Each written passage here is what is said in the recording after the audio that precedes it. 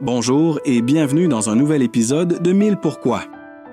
Le Lixia, qui signifie « début de l'été », est le 7e des 24 termes solaires du calendrier lunaire chinois, qui annonce le début de la saison estivale. La date exacte de ce terme solaire se situe généralement autour du 5 mai chaque année. Au cours de cette période, une tradition populaire en Chine consiste à manger des œufs cuits avec des feuilles de thé. On prépare ces œufs, connus sous le nom de cha ye dan, en les faisant bouillir dans de l'eau parfumée au thé. Ces œufs mijotés au thé sont une spécialité culinaire populaire pour célébrer le début de l'été.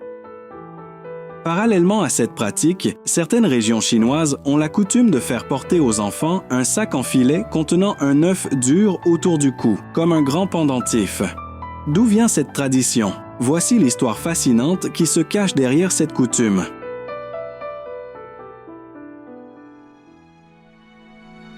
Il était une fois, dans les cieux au-dessus, un démon de la peste. Il dormait pendant l'hiver et se réveillait le jour du Lixia, le premier jour de l'été. À son réveil, il apportait son sac de peste et se glissait dans le monde des humains pour répandre la maladie. Quiconque était touché par ce fléau présentait des symptômes allant de la fièvre et de la perte d'appétit à une grande faiblesse avant de dépérir. Les enfants étaient les plus vulnérables à la maladie et les mères étaient terriblement inquiètes pour la santé de leurs enfants.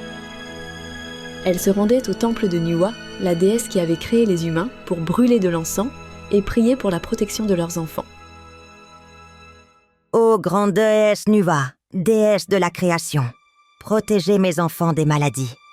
Gardez-les en sécurité et en bonne santé. Un jour, la déesse Nuwa entendit les prières de ses mères inquiètes et décida d'agir. Je sais qui est à l'origine de tout cela. C'est sûrement le démon de la peste. Je ne le permettrai plus jamais de nuire à ces enfants innocents. Déesse Nuwa, quel plaisir de vous voir. Démon de la peste, je sais ce que tu as fait.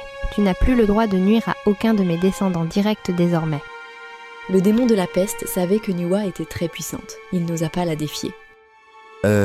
Combien de descendants directs avez-vous, déesse? Regarde mes mains, chaque doigt représente un descendant. Chaque fois que je tourne mes paumes, tu peux en compter 10. Regarde bien et compte-les. Elle se mit alors à tourner ses paumes rapidement, et le démon de la peste devint étourdi rien qu'en la regardant. 1, 2, 3, 4. Oh, je n'arrive pas à tous les compter, déesse. Très bien, faisons plus simple. Je vais demander à mes descendants de porter un sac à œufs sur leur poitrine pendant la période du Lixia. Si tu vois un enfant avec un sac à œufs, tu n'as pas le droit de lui faire du mal. Ça, c'est facile. Je peux faire ça. L'année suivante, avant l'arrivée de l'été, toutes les mères firent le même rêve de la déesse Nuwa, leur disant ce qu'il fallait faire pour protéger leurs enfants. Placez un œuf dur dans un sac, faites porter ce sac à vos enfants sur la poitrine le premier jour de l'été, et ils seront tous protégés. Les mères suivirent le conseil de Nuwa. Le jour du Lixia, le démon de la peste descendit dans le monde des humains et vit que chaque enfant portait un petit sac en tricot sur la poitrine avec un œuf à l'intérieur. Cela pouvait être des œufs de poule, d'oie ou de canard. Comme ils étaient tous des descendants de Nuwa, le démon de la peste n'osa pas leur faire de mal et dut repartir. Depuis lors, la tradition de porter un sac à œufs sur la poitrine lors du Lixia s'est transmise dans le folklore chinois comme une manière de protéger les enfants contre la peste et de leur assurer une vie saine.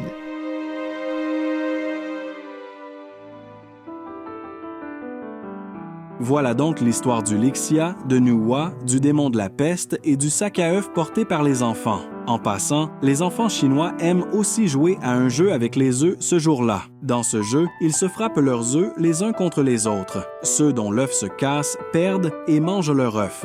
Le dernier à avoir un œuf intact est le vainqueur. Peut-être que la prochaine fois, lorsque le Lixia arrivera, vous pourrez aussi jouer à ce jeu avec vos amis pour célébrer. Et ainsi, nous concluons cet épisode de 1000 pourquoi.